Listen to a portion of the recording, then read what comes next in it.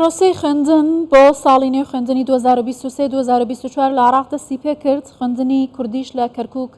یەکێک لەو پرۆسە گرنگانەیە کە لە کەرکووک گەرنگی پێدەدرێت بە تایبەتی کە کۆمەڵێک گلەیی هەیە ئاستەنگەکانی بەردەم خوێندنی کوردی لە کەرکووکیش تا ئێستا چارەسەر نەکراون. زیاتر قسە دەکەم سەبارەت بە ئەم بابەتە لەگەڵ بەڕێز شێرزاد ڕەشید کاکە بەڕێوەبەری خوێندنی کوردی لە کەرکووک کە لەگەڵمانە لە کەرکووکەوە. بەڕێز شێرزاد ئەم کاتت باش. پرۆسەی ساڵی نوێ خوێندن دەستی پێکردووە لە کەرکووک. ئەمە بزانم کە خوێندنی کوردی لە کەرکووک ئایا توانراوە سەرجەم پێداویستیەکانی دابین بکرێن؟ ئاستەنگەکانی بەردەم خوێندنی کوردی لە کەرکووک چییە؟ بەیانیتان باش. ئەمڕۆ 1/2/2023 یەکەم ڕۆژی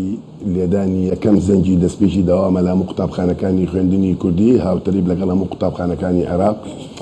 ئێمە ئەمڕۆ لە قوتابخانەی ناوەندی جیاد دڵپاکی سەر بە خوێندنی کوردی ئامادە بووین بە ئامادەبوونی کۆمەڵەیەک سەرپەرشتیار و بەرپرسی هۆبەکانی دیوانی پەروەردە و ئامادەبوونی مامۆستایانی ناوەندیەکە و سەرجەم قوتابی خوێندکارە عەزیزەکانمان و لە مەراسیمێکی شایستەدا یەکەم ڕۆژی دەوامی خوێندنی کوردیمان ڕاگەیان بە لێدانی یەکەم زەنگ. سوپاس بۆخوا خوێندنی کوردی ساڵ بە ساڵ لە شاری کەرکووک دەڵێم لە گەشتە سندندایە مقارنەتەن بە پارساڵ ژماری ئەو تەڵەبانی کە لە پۆلیەکی سەرەتایی هەیە وەرگیراون زیاترە و ڕۆژانش 8 تا 12 تەڵەبە من وەرەقەی بۆ ئەکەم و دەگەڕێتەوە لە خوێندنی عەرەبی بۆ خوێندنی کوردی. ئەمەش گەواهی قسەکانمانە کە خوێندنی کوردی لە پێشکەوتندایە. هۆکارەیە کە ئەو زەحفەیان ئەو ڕۆشتنە بەرەو خوێندنی عەرەبی ڕاگیرە و هجومی پێچەوانە با بڵێم هێرشی پێچەوانە لە خوێندنی کوردیەوە دەستی پێکرد. یعنی ساڵانی تر ئێمە قوتابخانەکانمان پۆشتۆ پەرداغ نەبوون، پێویستیمان نەبوو لە ڕووی میلاکاتەوە قوتابخانەکانمان ڕووی کرد بوو لەوەی کە کەم و کوڕی تیابێ و هەروەها چەند ئاستەنجەیەک لەلایەن وزارەتی ئیتحادیەوە بۆمان دروستەکرا بە هەوڵدان بەکردنەوەی قوتابخانەی عەرەبی لە ناوچە کوردیەکان. ڕووداوەکانی 16 ئۆکتۆبر بووە وەزعەیەکە تاچی کورد ڕۆژ بە ڕۆژ متمانەی بە خوێندنی کوردی نەمێنەوە لەوە بترسێکە دادەخرێن. بەڵام دواتر حکومەتی هەرێمی کوردستان بەو پەڕی هێزەوە هاتە سەرخەت نزیکەی 1040 وانەبێژی بۆمان دامەزران کە هەموو موچەکانی حکومەتی هەرێمی کوردستان دابینیەکە و هەروەها بای 6 میلیارد دینار کە دەستەوە پێداویستی بۆ قوتابخانەکانمان دابین کرد و هەروەها کتێب بە شێوەیەک دابین کراوە لەلایەن وزارەتی پەروەردەی هەرێمەوە کە ئێستا کتێب لە کاتی خۆی لە کاتی گونجاوی خۆی گەشتوتە قوتابخانەکان و ڕێژەی دەرچوونی قوتابی خوێندکاری ئێمە ئەو ڕێژە بەرزە وای کرد کە زیاتر تاکی کورد متمانەی بە خوێندنی کوردی بێ و بە زمانی دایکی بخوێنێ و وەرگرتنی تەڵەبە و خوێندکاری کورد لە زانکۆکان و زانکۆ پەیمانگەکانی حکومەتی هەرێمی کوردستان هاوتەریب لەگەڵ زانکۆکانی عێراق وای کردووە کە خەڵکی کورد زیاتر متمانەی بە خوێندنی کوردی بێ و مناڵەکانی بگەڕێنێتەوە بەر خوێندنی کوردی. جگە لەو قوتابیانی کە ساڵانە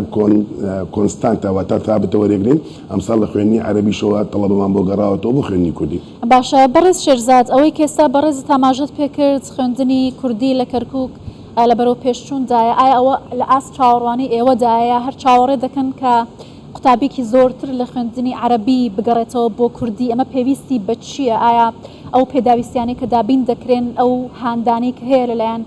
بنەماڵە و هەروەها پەروەردەی کوردیەوە ئاستی پێویستایە؟ ئومێدم ئەوەیە کە مامۆستایانی کەرکووک موچەکانن لە کاتی خۆیان بگاتە دەستیان، ینی ئومێدی هیوای گەورەمەوەیە بە حکومەتی هەرێمی کوردستان کە پاڵپشتێکی زیاترمان بکە. پێدانی موچە زۆر زەروریە لە کەرکووک بە مامۆستای خوێندنی کوردی کە سەر بە میلاکی هەرێمە، چونکە ئێمە لە قوتابخانەکانمان دوو جۆر میلاکمانەیە، میلاکی بەغدا و میلاکی هەرێمی کوردستان. میلاکی بەغدا ناکرێ هەمان مامۆستای لە هەمان قوتابخانە و لە هەمان پۆل 30 ڕۆژارێ موچەکەی وەردەگرێ. مامۆستای ئێمەش موچەکەی تاخیر بووە ئەوە زەرەر و زیانمەندی بایکۆت لەم پرۆسەیەدا ئەگەر ڕوو بدە خوا نەخواستە تەڵەبە و خوێندکاری کوردە کە ئەوانە تاقیکردنەوەکانمان لەگەڵ حکومەتی عێراق ئێمەوە وەزارەتی پەروەردەی ئیتحادی ئامادە نیە تەنیا بۆ یەک ڕۆژێکش تاقیکردنەوەکانی وەزاری دوا بخە. ئەی ئەگەر مامۆستا دەوام نەکاو ئەی ئەگەر پرۆسی تاقیکردنەوەکان لە کاتی خۆیدا بکرێ ئەی ئەگە پرۆگرام تەواو نەکرێ ئەمامی ئاسەواری خراپی بێ لەسەر خوێندنی کوردی بۆ پاراستنی خوێندنی کوردی بۆ لە ناوچوون دەبێت زیاتر حکومەت هەرێمی کوردستان هەوڵ بدات چارەسەری کێشەی موچە بکە و متمانەمان بە حکومەت هەرێمی خۆمان زۆرە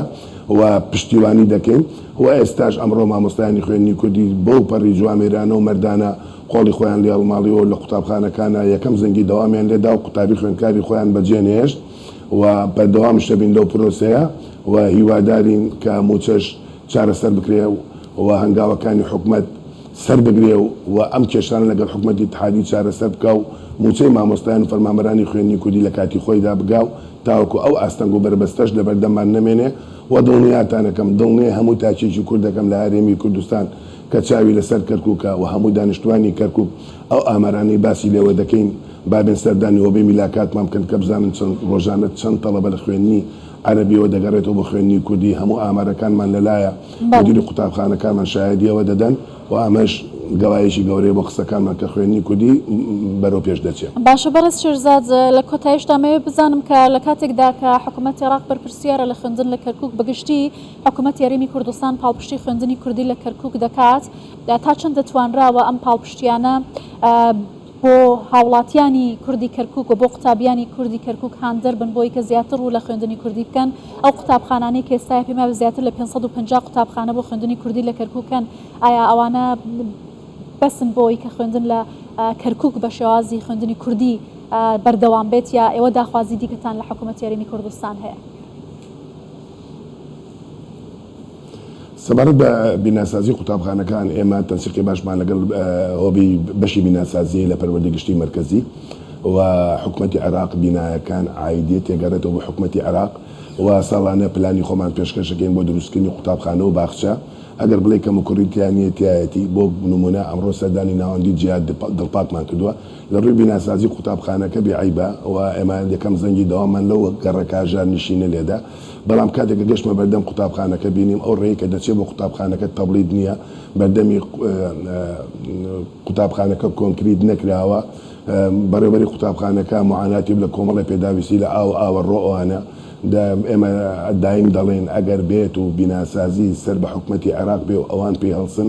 واتە ئەو بودجێ لە حوت سەر حکوومەتی هەرێمی کوردستان نییە و لە کۆڵی کراوەتەوە بەڵام دەکرێت حکوومەتی هەرێمی کوردستان بودجەیەک تایبەت کە تەنیا بۆ نۆژەنکردنەوە تەنیا کە مدیری قوتابخانەیەک بەڕێوەبەرێ پێویستی بە چەند پێداویستەیەکە بتوانین لە شوعبەی هەندەسیمان شوعبەی ئەندازیاریمان کە بیان نێرینهاویانە و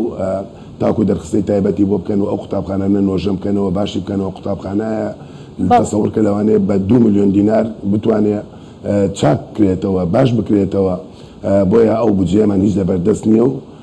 دایم ڕوومان بۆ بیناسازی لە حکوومەتی عێراق و ئەوانیش